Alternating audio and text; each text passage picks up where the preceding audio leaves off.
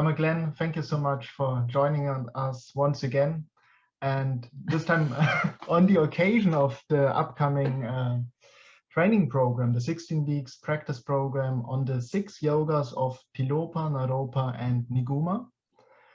And so the first question is the name, you've chosen the name. And while usually they are famous as the 6 yogas of Naropa, maybe you can tell us a little bit about why the 6 yogas of Tilopa, Naropa, and Niguma. Yeah, Tilopa had quite a few disciples during his lifetime, and he is really the one who put together the system of 6 yogas as we know it, with Tummo, clear light, illusory body, and Bardo yoga, dream yoga, Phowa. And sometimes to those has added Trungjug and a few others. But we can say Tilopa was the one who drew these elements of tantric practice from a half dozen of the main highest yoga tantra transmissions coming from the Buddha. And he gave those he transmitted his lineage to a number of disciples. So when we say 6 yogas of Naropa, this is really referring to the lineage that Naropa received from Tilopa and transmitted to Marpa, who transmitted them to Milarepa. And Lama Tsongkhapa says in his commentary that he doesn't think the word 6 yogas of Naropa was used in early Tibetan literature. In other words, in the literature of the generation that brought the lineage to Tibet. He mentions Milarepa mainly referring to it as the yoga for attaining liberation in the 3 bardos.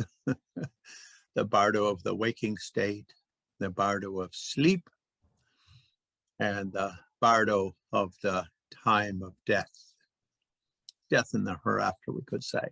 In other words, how to train in those 3 main experiences that humans have as what we call life. But Milarepa does refer to it a few times as the Naropa yogas, because Marpa, his guru, received it from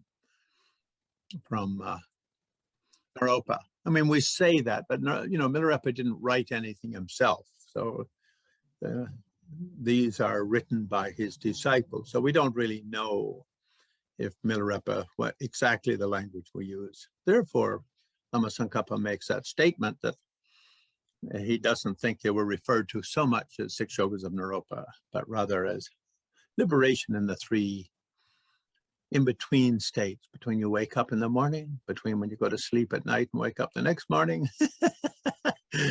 and between the time you die and the time you take rebirth, or so on. In other words, a kind of an overall liberation plan, you could say.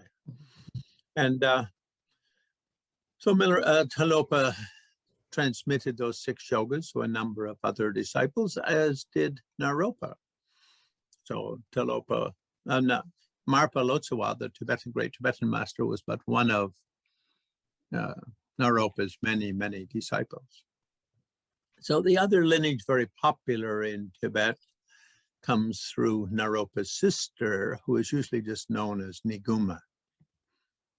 Now, her biography is kind of told in a kind of mythological way, or what we call in Tibetan, what's known in Tibetan as beke, hidden language, or kadrogike Dakini language, or something like that. So it doesn't say, I received this from my brother Naropa, I received this from Tilopa, but rather her biography says she received from Buddha Vajradhara. So Buddha Vajradhara is a name, kind of an honorific name given to any tantric guru. So therefore, Dalai Lama is often called Dalai Vajradhara. I mean, he first became known as Dalai Lama when a Mongolian, because his Tibetan name at the time was Sunam Gyatso, with the time of the third Dalai Lama. Gyatso, translated in Mongolian, becomes Dalai. So saying his name in Mongolian, and when the king Altan Khan pronounced him as supreme spiritual guru of all civilized Mongols under his rule. Kings tend to write somewhat, what would you say, bombastic proclamations of that nature. He used the expression Dalai Dorje Chung, meaning Dalai Lama Vajradhara, like that. So we often use it towards one's own guru. And when you do your own guru yoga practice in, say, Six Yogas of Naropa, you think in front of me in the sky above is my own guru. Looks like Buddha Vajradhara, but in nature Vajradhara, in aspect Vajradhara, in nature Ngo, my own root guru. So it just means her root guru. So because the Naropa yogas and Niguma yogas are so very, very similar, and because they're brother sister, then most people think that Vajradhara there refers to either Naropa or Tilopa. She either got it from Tilopa or from Naropa. I personally think she got it from Naropa, but it's because it's spoken in that kind of mythological language.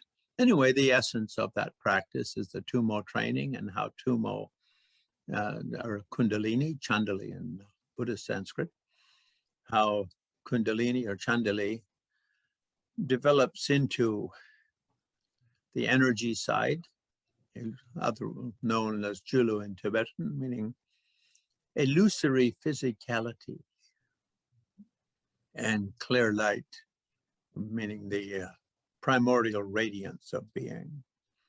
So illusory physicality, this is really to do with the idea in Tantra that our sense of duality arises because we have a sense of ourselves as a perceiver and objects of knowledge as the perceived. In other words, there's me perceiving the mountain. And I always think of the radiant perceiving side as a little bit more me, and the mountain is a little bit more than me. And so therefore, these two terms are used, illusory physicality. All physical things I experience are essentially fluctuations of primordial energy, manifest in various, let's call them hallucinogenic forms in my mind. Those hallucinogenic forms unfolding in accordance with my own, let's say, karmic unfoldment, my own spiritual unfoldment. And so there's really only two things in Tantra, two levels of reality. And one is the radiant presence, and the other is the presence of what? My experience of an illusory physicality. There's me and the world. And these two appear as two separate things. But through Tantra, the path leads to the ocean known as Yuganada, the great union, where illusory physicality and radiant presence, their natural unity or non-duality, becomes obvious to the meditating mind. Yuganada here becomes a synonym for enlightenment.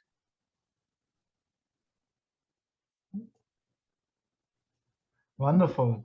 And so you touched already then on the Tummo, illusory body, and the clear light practices. And then it also goes on with the Bardo yoga, Phowa, and also the dream yoga.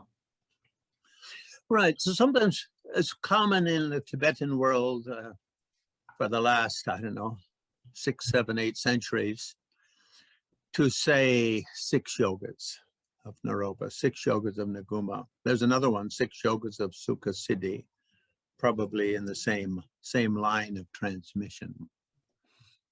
So sometimes we refer to those as 6, but sometimes they talk about the 10 dharmas. And for instance, in the Sakya transmission, which Naropa gave to the Pamtingpa brothers in Nepal, and from Pamtingpas, they were brought to Tibet in a different line than the Marpa lineage. So in that lineage, they're known as the 10 dharmas. And when it's 10 dharmas, then one of those 10 is the preliminary practices. In other words, getting ready for a high Kundalini or Chandali yoga, you could say, preparing the way for tantric practice altogether. And those are both kind of ordinary sutra practices, like learning to meditate and having a stable mind and developing some samadhi and non-attachment, some sort of general melting of the klesha, of the distorted states of mind, one's anger, one's attachments, cravings, pride, anger, jealousy, blah, blah, blah, blah. Melting all of those through the 3 higher trainings of self-discipline, samadhi or meditation, power, and investigation of the role the sense of self plays in the perceptual process. So this is known as prajna, or the wisdom training. How the sense of oneself and one's own perceiving mind, what role that plays in determining the nature of one's experience. And then from Mahayana side, the bodhicitta, universal love, compassion, powered by or directed or structured into the 6 paramitas of a generous mind, a disciplined mind, a forgiving mind, a always joyful in every situation mind. Jhan, or a Zen mind, as we'd put it in Japanese. And finally, prajna, the keeping in touch with the infinity nature of being, even while experiencing the finite nature. A little bit like the William Blake idea of seeing the whole universe in a drop of water while seeing the drop of water separate from the universe, holding those two together, something like that. I don't know if I'm correctly quoting Blake there. Maybe not. But anyway, you get the gist of the idea. And then from Tantra, the sort of special tantric preliminaries, like in every tantric system has their own kind of ways of preparing the practitioner for Tantra. So the first of the 10, if it's put into 10 dharmas, becomes like that from Sutra and Tantric preliminaries. Then generation stage, meaning mandala practice, mantra practice as an introduction. And then comes the 6 yogas as we normally see them, and those become extended by adding 2 more. How one practices Mahamudra, or drinking the wine of the infinite, the sense of infinity. The great seal of bliss and emptiness, as it's often called, the great stamp or the great seal of bliss and emptiness, making the 6 into 7, and then the 8th making it come up to the 10, being Karmamudra, how one integrates one's romantic life into a successful spiritual enlightenment path, something like that. So in that way, the 6 become 10. And the 6, we often say, Tummo or Chandali, Kundalini, is the foundation of the completion stage yogas, or the 2nd stage yogas, or a high tantric yoga. That's the foundation, and from that come the other 5, which, however we list those 5, they're listed slightly differently in different systems, but anyway, illusory body, clear light is consistent with all of those. And sometimes dream yoga, how to do conscious dreaming or training in lucid dreaming, something like that. And what else? Oh, yes.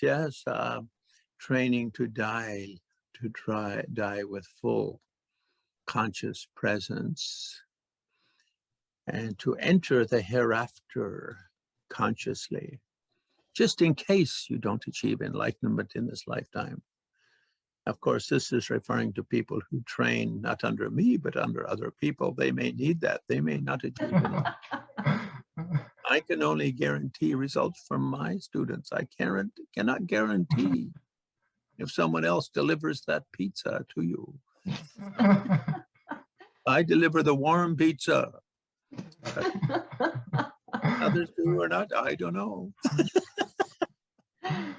And Phowa, a kind of a special way of connecting to the so-called Buddha fields, and sort of learning to develop a heightened awareness of the paradisical quality of being. And then during life, doing that, and at the time of death, directly melting into it. So those, the 6 become 10 when they're sort of expanded that way. And what about prerequisites? How it used to be in the past, how students used to prepare to enter the 6 yogas of Naropa, and how you see it today, what is really required and how and why actually? Yeah, in the Tibetan world, usually one does the 6 yogas of Naropa after, I don't know, 10, 12, 15 years of general Buddhist training. But then most Tibetans start when they're 7 or 8 years old. So then most of them, don't even know how to read and write when they start their training. So that includes their grades 1 to 12 schooling and their, prep school, and then their undergraduate and graduate, and so most Tibetans come into Buddhist training from early childhood, usually between 8 and 12 years old, and then they'll do their 6 yogas whenever they're whatever sect they are participating in. There might be some variations, and then their teachers will think, yes, they are or aren't ready, and so on. Myself, I started training in them about 4 months after my initial Buddhist training. So I started quite early. And some people say to me, well, that must mean you were like really a highly evolved being. I think, no, I was just dying of thirst and I needed some sweet water to drink. And my gurus showed me kindness and put me on something that was very, very useful for me. I know other Westerners who have trained with the same lamas I trained with and won't do much of the 6 yoga kind of practice for 10 or 12 years or so on. So it's a very individualistic thing. And when it comes to Westerners, then everyone, we always think I'm a novice and I'm this and that. Well, we may think we're a novice, but we all have an infinite number of past lives and a lot of our own karmic experiences to bring from those past lives. So I think in the Tibetan world, they like you to do, a few years of study of the Sutra or general teachings of the Buddha and practice, and a few like what's called as Leirung retreats, mandala mantra practice retreats here and there. They like people to do that. And sometimes they'll want them to do the 5 100,000 prostrations and vajrasattva's and all that stuff. I think, for us in the West, most of that is, we come from such a different perspective than your average Tibetan. So most of that doesn't matter much for us, in my opinion. And of course, there will be lamas who say, oh, that Glenn guy, what? But like Chogyam Trungpa once put it, opinions are like warm piss and everyone has their own. So those are my opinions and those lamas can have theirs and we both have warm piss.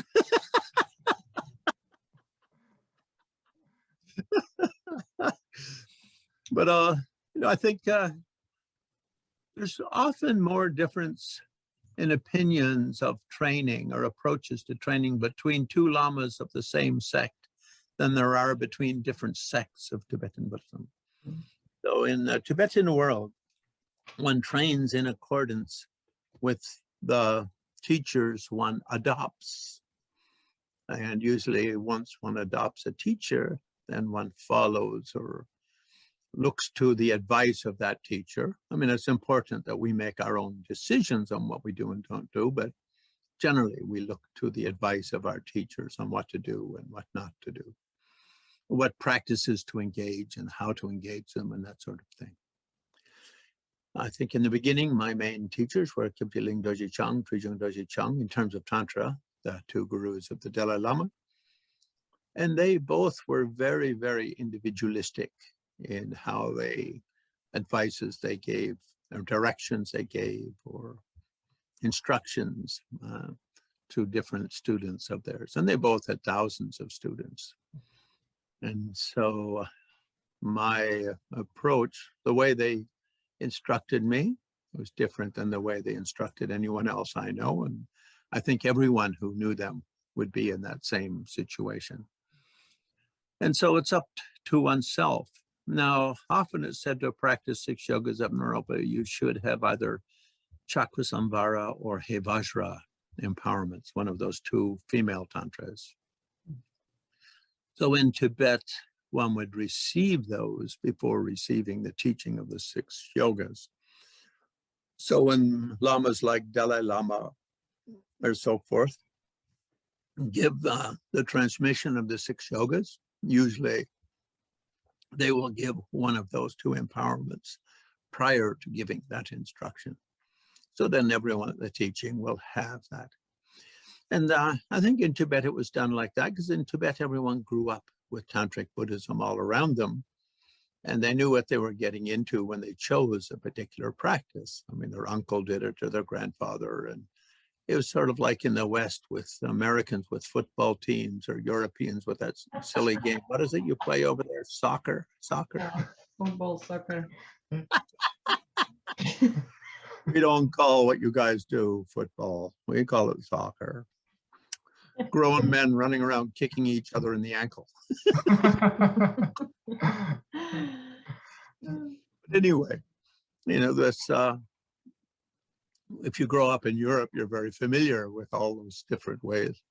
Who are the different teams and different rules and all different sort of attitudes. And the same in the States with football, and the same in Canada with ice hockey or so on. So Tibetans were like that with Buddhism. Their grandfather did this, their great uncle did that, and brothers and sisters did this, that, or the other, their parents, so on. So everyone knew what is this type of practice and what is that type of practice. And then naturally they would get, if they would choose what the training they wanted to do, and they would have an informed impression about it. So therefore, when they got the empowerment, they would know what they were getting into.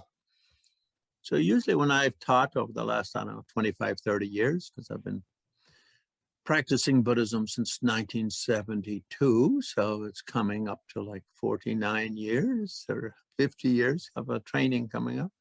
So I've been teaching for 25 or 30 years. Usually, the last few decades, I've sort of had the feeling Westerners kind of should go at it the other way. Oh. They should explore what is the practice, see that the shoe fits, so to speak. Mm. And then if they want to pursue it seriously, then receive the initiation. I think that's a lot more practical and experientially useful. Mm. Rather than, I know lots of Westerners who have received 20, 30, 40, 50 initiations from traveling lamas and are in total confusion about much practice to do with any of them. other than, you know, daily little texts or prayers you can read with a mantra in the middle or something like that. So I usually, with my own students, tend to give various teachings that in Old Tibet would be restricted to initiates only. But then with the postscript that if you like this practice, receive the empowerment and then pursue it more deeply. So we can call this 16-week course a kind of an introduction to the various stages of the 6 yogas of Naropa, 6 yogas of Niguma, 6 yogas of Tilopa. And with each, you know, I'll teach once a week for between an hour and 90 minutes, and we'll give some practice instructions for that 16th part of the training program. And between that session, which we'll do, it'll be, what is it, Saturday morning, 10 or perhaps 11, or whatever you guys decide, a.m. on the New York time and other places accordingly. People who can't necessarily tune in at that time, if you're in some really weird place like New Zealand or Australia or Tasmania with Tasmanian devils all around you. The hour is very strange. Perhaps you can, you know, still participate by just linking to the recording or something like that. That's up to you guys, or to sort of allow that sort of thing. Yeah, well, but anyway, from my side, I'll give between an hour and 90 minutes once a week of direction on how to practice, or instruction on how to practice for the week to follow. And people should practice at least twice a day for the time to follow. Those are my prerequisites. Mm-hmm. And, you know, in terms of secrecy of Tantra, I once asked one of my lamas, Zopa Rinpoche, Zopa Rinpoche, who's one of the great Nepali lamas, born in the Mount Everest region, and teaches in Nepal a lot, but travels and teaches around the world.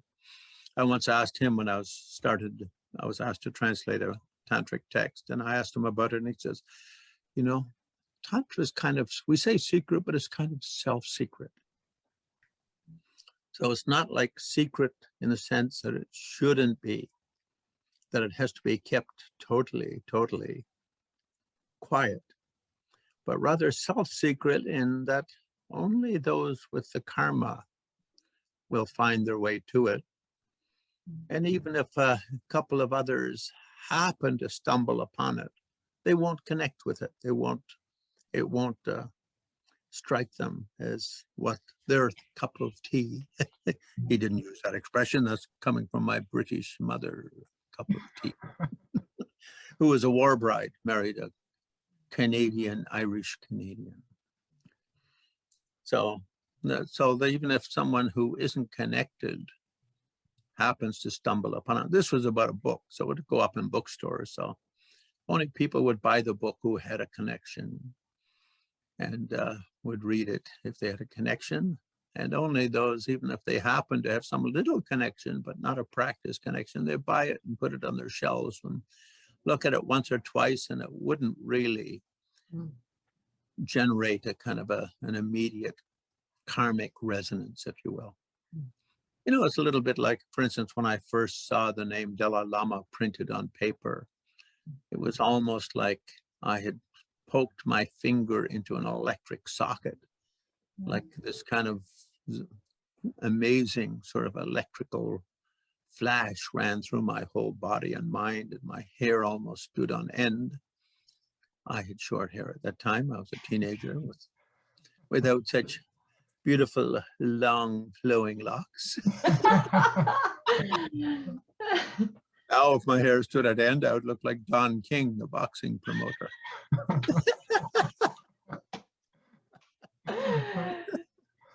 Anyway, yeah, so when I first saw his, it was like, wow.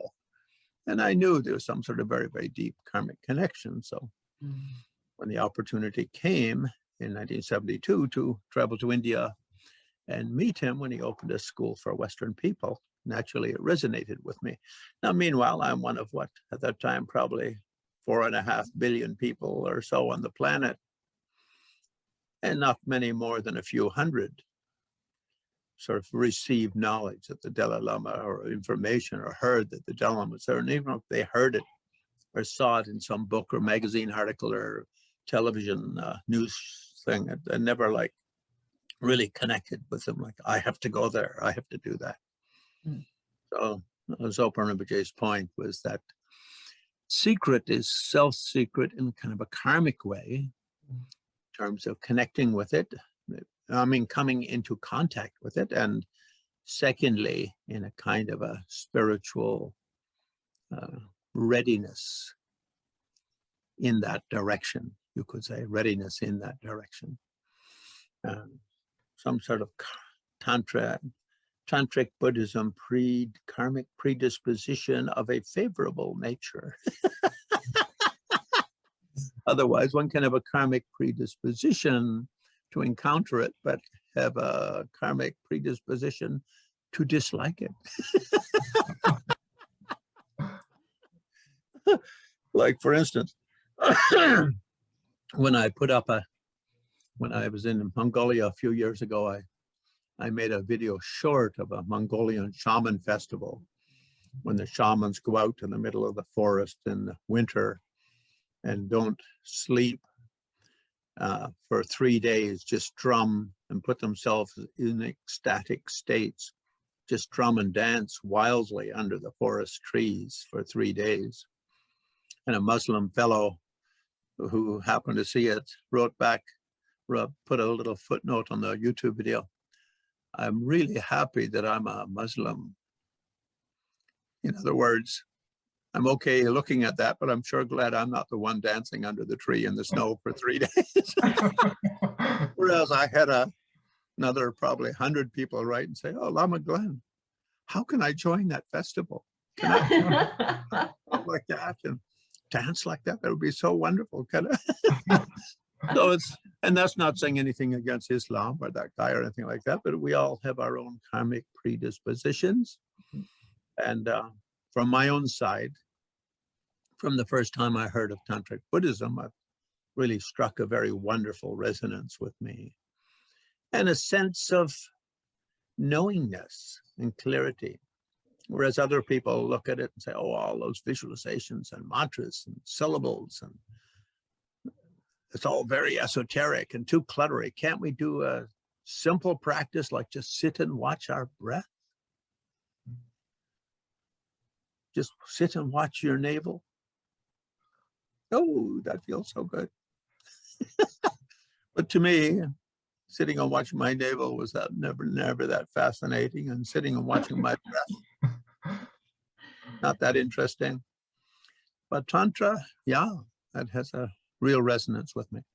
So often we say in Tantra, the one who is ready for Tantra is called Wangpo Rab, the one of highest karmic propensity. A highest doesn't mean they're higher than others in every regard, only in terms of karmic predisposition. So, for instance, one can be karmically predisposed to like, any kind of weird cult or fetish or fad, karmically predisposed for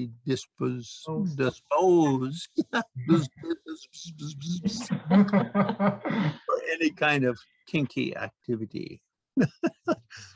It doesn't matter what it is. So the best student, we say, achieves if he is Wangpo Rab in Tantra, achieves enlightenment in one lifetime.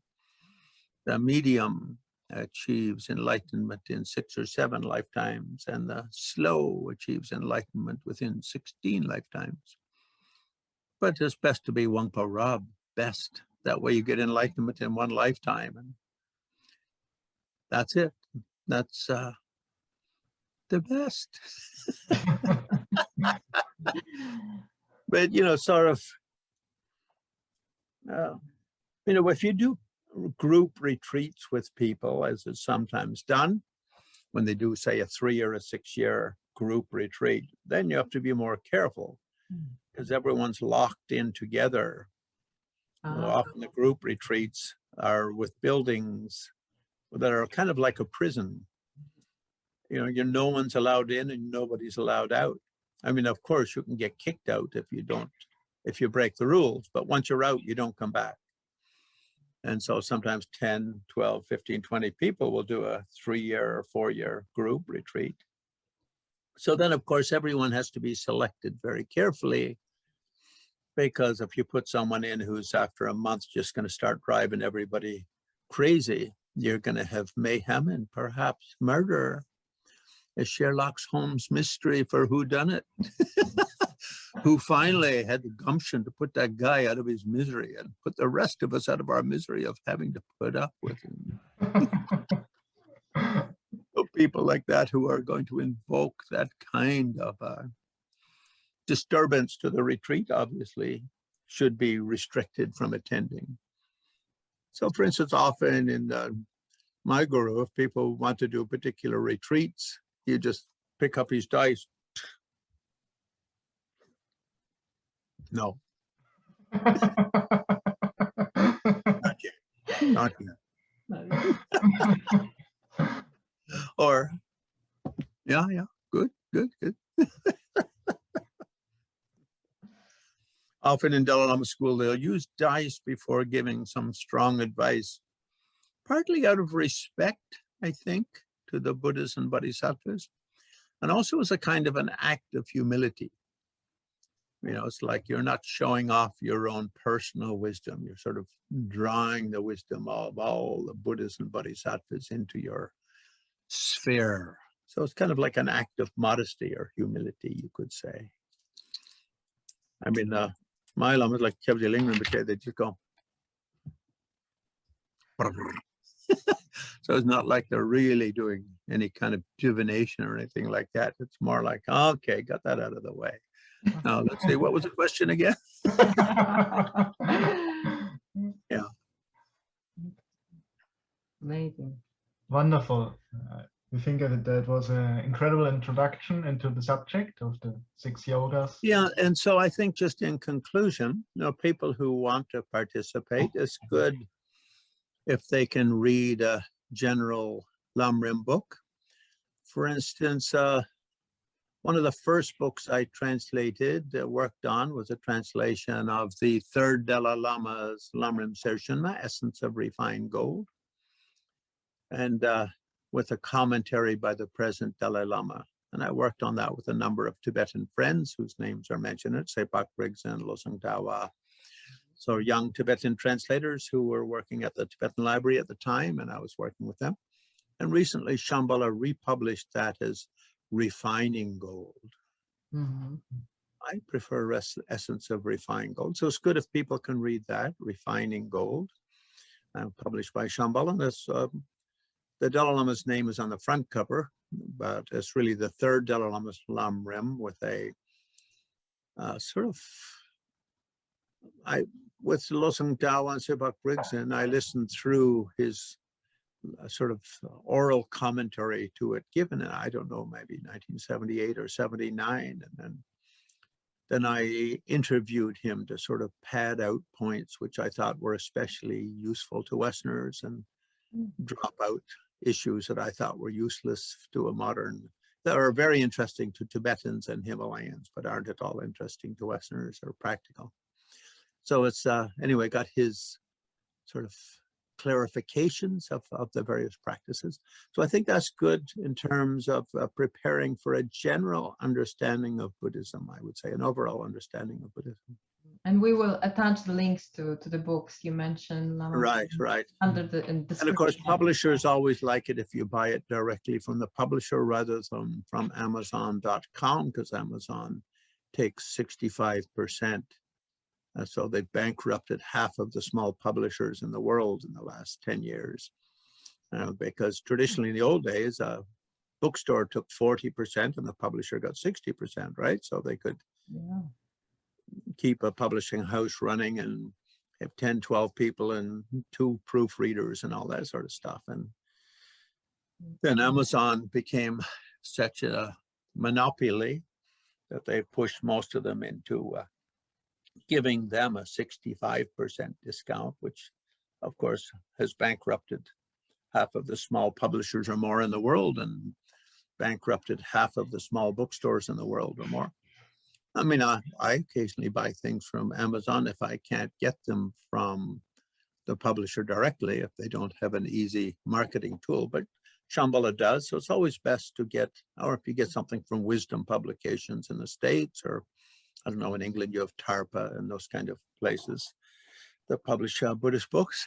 If you can get directly from the publisher, it helps in the long-term survival of alternate presses and the amazing kind of takeover of the information rivers by people like Amazon, Facebook, Google, and Yahoo, and so on. Yes, And their manipulation of human society to make things go the way they would like to go, so their $100 billion can become $1 trillion. Yeah, anyway, thank you so much. Thank you very much, Lama Glenn. And see you on the first day of our training. Yeah. Well, we can chat a few times before that, I'm sure. But anyway, bye-bye for now. Ciao. Bye-bye. Bye.